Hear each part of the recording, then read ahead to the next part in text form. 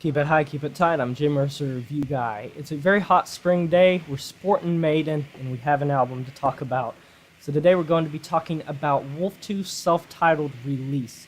So I'm excited to talk about this because this is definitely a gem in terms of modern old metal, if that makes sense. This isn't like it's an old band.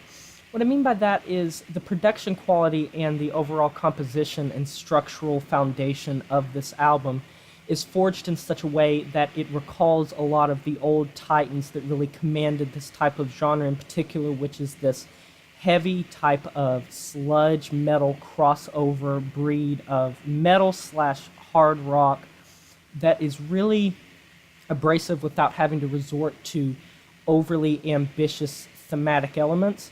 And I have to say that from the moment that I heard the beginning riff on Blackbird's Call, and then when it swapped to this sludgy type of riff that really worms its way into your ear and stays there, I was really hooked on this album and curious to listen to it, and I ended up listening to it twice in a row before I formulated this review to talk to you guys about it. So, for one, with this band, like a lot of other bands, support them as much as you can so they can continue to make music, because there's a lot of great bands out there that are hidden beneath the surface of the mainstream rock and metal and pop and rap and R&B and alternative scenes that are trying to get their foot in the door. They're trying to command an audience that gets behind them and supports them and helps them continue to do not only what they're passionate about, but what they can make a living off of. And for a band like Wolftooth and a lot of others, if it's digitally downloading it with payment, if you are buying it on a CD, on a vinyl, whatever type of way you can support the bands you love, please consider doing it.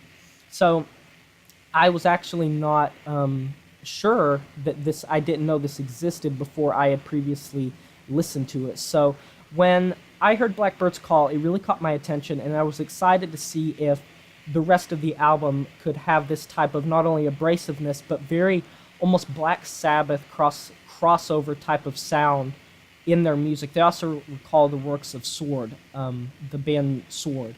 And this album succeeds in many ways by making an atmosphere that is very listenable. It's not necessarily the longest album, but it's not the shortest album. I believe it clocks somewhere in the 41-minute mark. And the final two tracks are 6 minutes apart. That would be Season of the Witch and Forged in Fire. And see, I don't usually recall album songs sometimes when I review them if they're mediocre stuff, but like I remember the names of each of these songs because they really stuck in my mind. The Huntress is probably my favorite song on the album, because if you stuck around this channel and you've seen multiple of my reviews, you'll know that, or you're getting informed now if you don't. I'm a sucker for stories in songs, in music, in art that tells some sort of story, and I like albums that do that, and this definitely succeeds in that manner with quite a few of these songs, creating almost this fantastical type of environment that recalls a lot of fantasy elements, a lot of epic type of ground to it. And it's not necessarily breaking ground, it's just reviving what's maybe been buried beneath the surface. And there's other bands in this category that really make this type of music, but usually you see either them leaning more towards the heavy metal side, or you see them leaning more towards the kind of hardcore punk, sludge metal or sludge rock type of side, and that type of veneer. But when they cross the two over, I think it pays off in a lot of ways, and it makes this album something that flows very well. These songs, especially considering there are multiple songs on here that are 5 minutes, 6 minutes, it flows together very well, and it's not the type of thing where you're waiting for the song to be over, you're wondering how long it'll last. And this album, to me, when I first started it and I heard the first few tracks, which were like Blackbird's Call, Sword of My Father, and A Gaon, I believe that's how you pronounce that. When I first heard those 3 tracks, I was really pumped, and at this point in the album, when I was 3 tracks in and it had been a considerable length, because the first 2 songs are above 5 minutes and the other is, I believe, 3, it really caught my attention because I was more curious to see if they could hold down this type of quality, this type of crossover appeal, this type of sound to their music throughout the whole album. And I wasn't sure if they'd be able to do it, but they did. And I really, really highly suggest you check out this release because it's a very, very interesting album. It's the type of album that's easy to listen to, and I was quite enlightened by some of the lyrical themes too.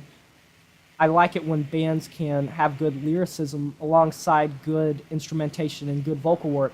And too often than not, you see these sludge metal bands and these sludge rock bands being dime a dozen, very cookie cutter, and having mediocre or subpar type of vocalists that maybe don't have the same amount of talent that somebody that commands the genre does. And I can personally hear in Wolftooth's lead singer's voice, I'm not sure what his name is, that he could have that type of appeal. And this band, I'm very excited to see what they come out with next because I'm curious to see how they move on from here. This has been Jay Morris, Review Guy. I'm signing off, saying farewell.